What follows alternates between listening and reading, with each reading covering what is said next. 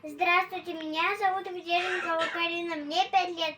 Я воспитанница старшей группы детского сада Чебурашка.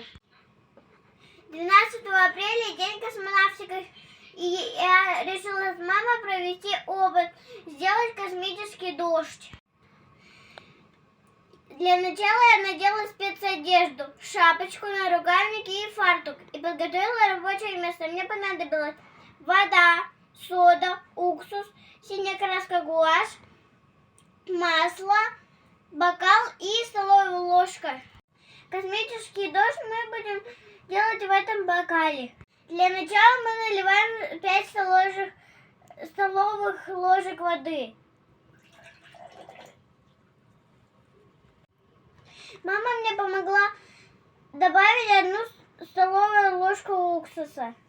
Чтобы наш космический дождь было видно, надо добавить синюю краску гуашь. Теперь мы наливаем растительное масло.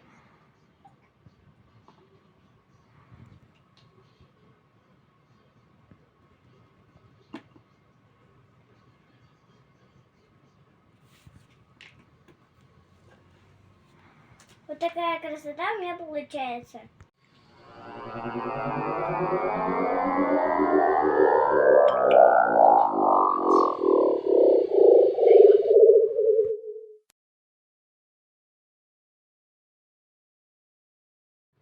Теперь понемногу добавляем соду.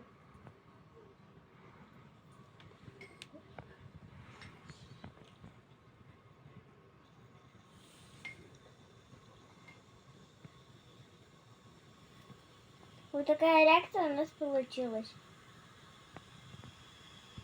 Получился космический дождь!